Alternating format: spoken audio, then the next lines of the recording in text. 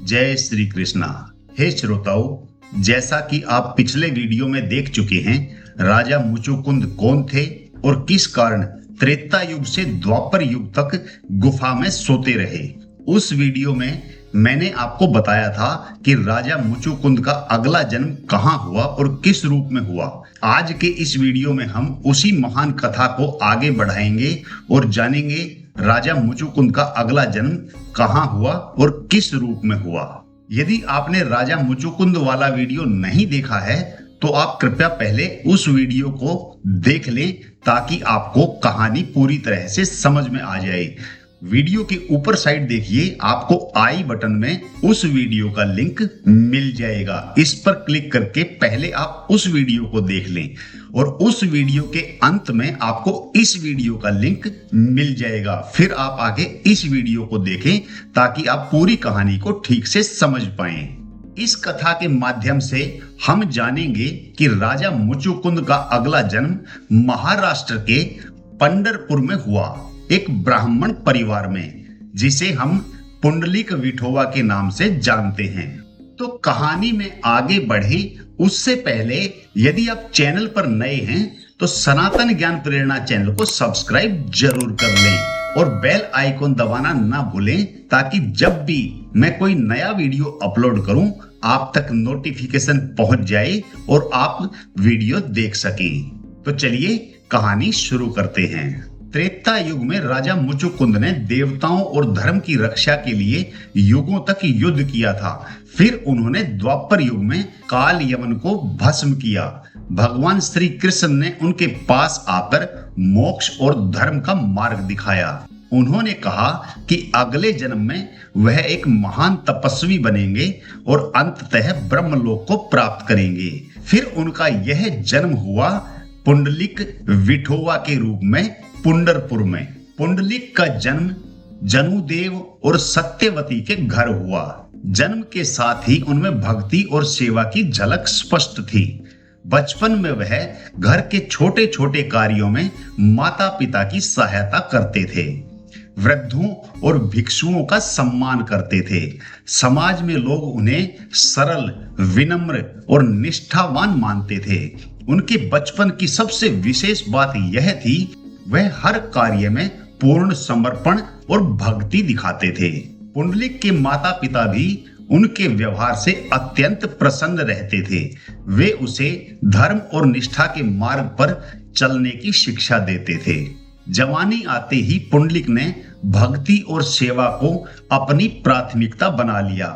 माता पिता के प्रति निष्ठा और सम्मान उनके व्यक्तित्व का मूल बन गया। समाज में उनका व्यवहार सदैव सहानुभूतिपूर्ण, न्यायप्रिय और दयालु रहा। उन्होंने समाज की सच्ची भक्ति केवल पूजा पाठ या मंत्र में नहीं बल्कि कर्म और सेवा में प्रकट की। पंढरपुर में एक दिन वातावरण अत्यंत दिव्य हो गया। सूरज की किरणें अद्भुत प्रकाश में बदल गई और आकाश में मधुर संगीत की झनकार गूंजने लगी। भगवान श्याम वर्ण पीतांबर में सुसज्जित, नेत्रों में अनंत करुणा लिए पंढरपुर पहुंचे। रुक्मणी जी भी उनके साथ थी। पुंडलिक माता पिता की सेवा में व्यस्त थे। उन्होंने देखा कि उनके सामने कोई साधारण व्यक्ति नहीं बल्कि सत्य और भक्ति का प्रतिरूप खड़ा है। तभी पुंडलिक ने देखा कि भगवान स्थिर खड़े हों ताकि वह अपनी सेवा पूरी करके उनके चरणों में उपस्थित हो जाएं। उन्होंने एक ईंट उठाई और भगवान की ओर बढ़ाई। पुंडलिक ने कहा, हे प्रभु, मैं आपकी सेवा करना चाहता हूँ, परंतु अभी मैं माता पिता की सेवा में व्यस्त हूँ।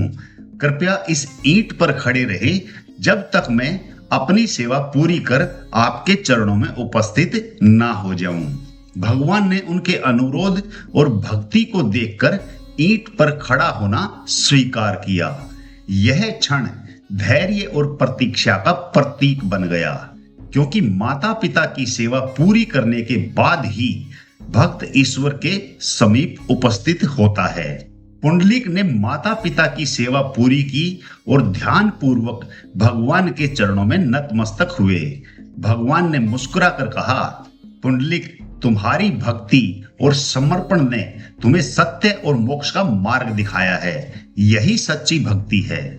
समय के साथ पुंडलिक वृद्ध हो गए, पर उनकी भक्ति और सेवा में कोई कमी नहीं आई। उन्होंने पुंडरपुर में विठोवा मंदिर की स्थापना की। मंदिर में आने वाले भक्त उनके जीवन और उनकी भक्ति से प्रेरित होते। पुंडलिक ने समाज में सत्य, भक्ति और सेवा का आदर्श स्थापित किया। वृद्ध अवस्था में पुंडलिक ने निरंतर पूजा, भजन और समाज सेवा जारी रखी। उनका जीवन समाज के लिए प्रेरणा और मार्गदर्शक बन गया। अंततः पुंडलिक ने मोक्ष की प्राप्ति की। उनका शरीर नहीं, केवल उनके कर्म और भक्ति युगों तक स्मरणीय रहेगी। कथा से हमें शिक्षा मिलती है, माता पिता की सेवा सर्वोपरि है। सच्ची भक्ति कर्म, सेवा और समर्पण में होनी चाहिए। जीवन का अंतिम उद्देश्य मोक्ष और भक्ति है। पुंडलिक विठोवा की कथा यह दिखाती है कि सत्य, भक्ति और सेवा युगों से परे अमर है। मित्रों, यदि आपको वीडियो पसंद आया हो तो वीडियो पर एक लाइक करके प्यारा सा कमेंट जय श्री कृष्ण जरूर करें और वीडियो को अपने परिजनों तक शेयर करें। चैनल को यदि अभी तक सब्सक्राइब नहीं किया है तो सनातन ज्ञान प्रेरणा चैनल को सब्सक्राइब जरूर कर लें।